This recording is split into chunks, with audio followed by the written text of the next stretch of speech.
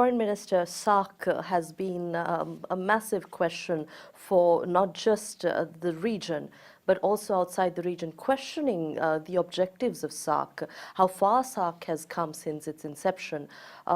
Your Prime Minister, Imran Khan, has he lost faith in this regional organization? We could have attained a lot more than we have from this regional organization. The spirit behind this regional organization was good. Pakistan remained positively engaged with SAARC. Pakistan has never obstructed the growth of SAARC, whereas Indian history is in front of you. Why were they reluctant to come to Islamabad for the SAARC summit when it's clearly defined that bilateral issues will not be raised in SAARC? Even if we wanted to, we could not raise the Kashmir issue if the Indians were in Islamabad, but they blocked it. And this is not the first time. They've done it 5 times. They have issues with different neighbors, and because of their issues with their different neighbors, SAARC suffers.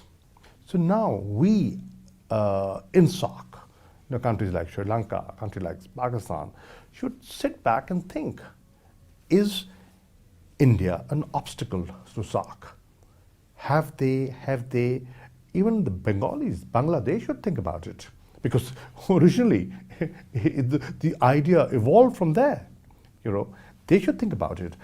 Are they contributing or are they obstructing intra-regional trade and connectivity?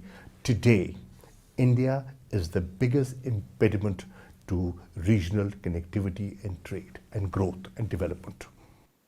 With this being Asia's time, prosperity coming towards Asia, how do you think that the region can work towards bringing this economic prosperity to the people of South Asia through SAARC, or maybe a renewed or fresh idea that Pakistan may have in mind? Well, you need a different mindset for that. Unfortunately, I do not see that mindset on the side of our eastern neighbor. Pakistan is opening up. The new economic corridor that we are sort of laying between China and Gwadar, it will not just benefit Pakistan, it will benefit the entire region. Just look at the development of the Gwadar port. It will not just service Pakistan, it will service landlocked Central Asian republics. It will give them access to warm waters, to a port. It will help their exports. So we are looking at things differently, and I hope the mindset, the dominant RSS Hindutva mindset is addressed within Delhi, and there's a lot of concern within India. There are lots and lots of people who are not comfortable with what the BJP government is advocating. Are you saying a change of leadership is required for the region to look ahead? I would say a change of heart is required. It's the approach.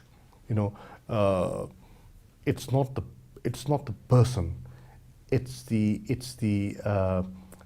mindset, the mind and the thinking within the person that counts.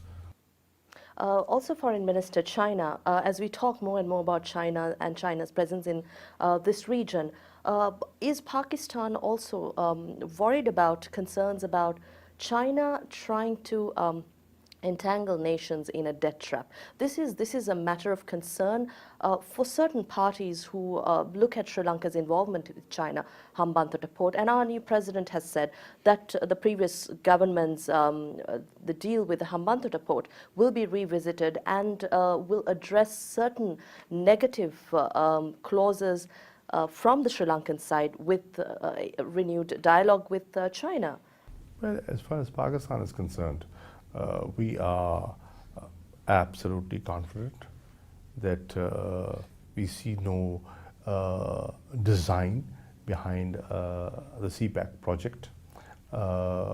We don't think it's a debt trap that is being laid for us, because we've looked at the total debt portfolio of the country, and the portion of CPAC or the Chinese sort of input to our debt is minimal.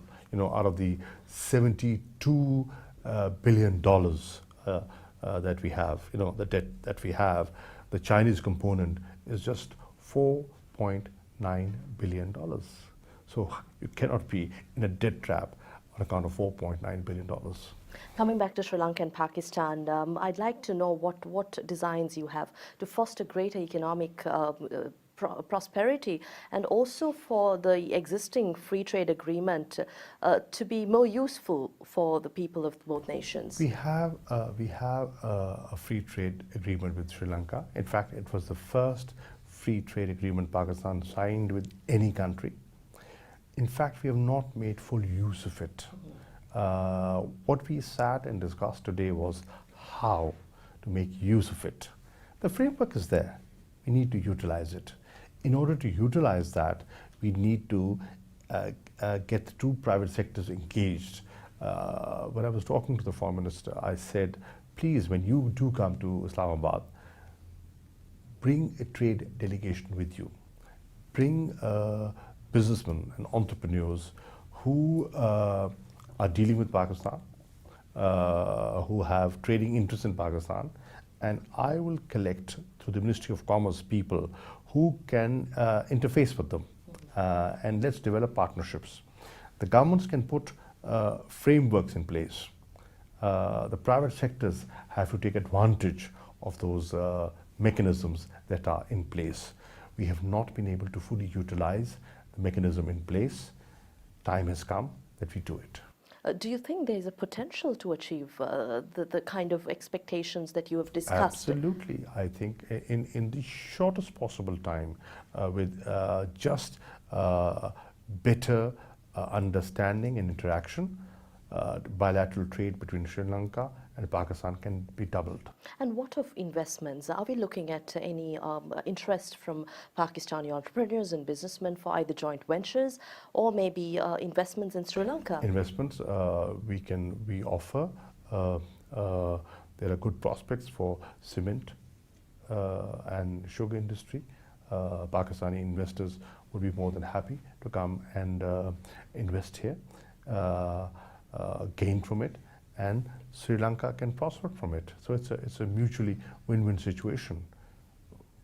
The ball is in your court. Avail it.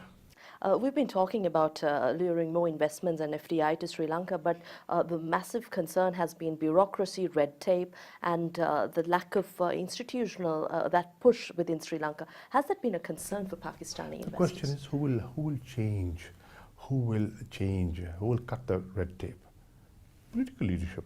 It's our job to do it. If there are impediments, let's sit and analyze those impediments and find a way out. It can be done. The world has done it. ASEAN has done it. European Union has done it. NAFTA has done it. Why can't we do it? Let's talk a little about what you've discussed with your counterpart here also. You've invited him to visit Pakistan. Will we expect a visit from your Prime Minister to Sri Lanka? We're both great cricket-loving nations, and Sri Lanka would love to have your Prime Minister here. Most certainly. He'll be more than happy to be in Sri Lanka. He has been here as an international sportsman. He's played in Sri Lanka. He's a very well-known face and a very well-known name in Sri Lanka, in fact the world over. And yes, I would love that the Pakistani Prime Minister visits Sri Lanka. And let me, since we're talking about sports and cricket, let me thank the people of Sri Lanka and the government of Sri Lanka for, despite pressures and alerts, you were able to send your cricket team to Pakistan. And now your cricket team is coming again in December to play 2 test matches in Pakistan. We are looking forward to welcoming you. And thank you, Sri Lanka, for reviving international cricket in Pakistan. So we are touched by this gesture. It's gone a long way, and you have no idea what goodwill you have created by this gesture of yours. Another thing, I think, what I offered to the minister this morning was what we have in Pakistan are treasures for Sri Lankans. The Buddhist heritage. It's full of historic sites, that you would dream of. So send delegations, come over and see for yourself the treasures that Pakistan can offer. Come into our northern areas and see the beautiful mountains that we have, the beautiful north that we have. Believe you me, if we had the infrastructure, I would call it our north is the Switzerland of Asia. Come and see it. I think you're also giving us a new perspective into what kind of cooperation we can have, especially when we have outsiders talking about Islamist extremism. Any society, there's a fringe element. You've seen terrorist attacks in the US by Americans, white Americans. You've seen terrorist attacks in Europe, in Spain, in France, in Italy, in Britain. So it's not just confined to a region or confined to a race or confined to a religion. No, that would be a wrong connotation to it. It's a menace, it's a state of mind that we collectively can defeat, and we will defeat, and we have to develop partnerships across the globe to deal with this menace. But when you come to Pakistan, Sri Lankans will see for themselves the goodwill amongst Pakistanis for Sri Lankans, and the warmth, the hospitality, the cordiality of Pakistanis. Seeing is believing. My experience is that Westerners that have been to Pakistan, they come with certain notions, but having spent time in Pakistan, when they go back, they become ambassadors, they become advocates for Pakistan. Foreign Minister, finally, if you can say a few words about how Sri Lanka, Pakistan can be in the forefront of fostering greater cultural relations between not just these two countries, but of the region as well, especially when you have so much of Western influence and from within countries, this resistance to Western interest. You see, we are diverse societies. And there's a beauty in our diversity. We have not been able to promote regional tourism and regional interaction. There's a lot that we can offer to each other.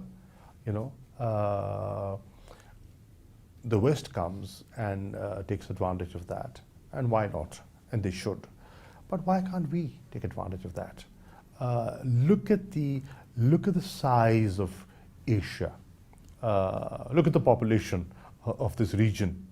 If we started traveling, and we're connected, I'm just 3 hours away from you. That's not much, and the time difference is half an hour. So why can't you travel? And we are connected by air, right? There's connectivity. There's goodwill. There's so much to offer. We have not been able to avail that.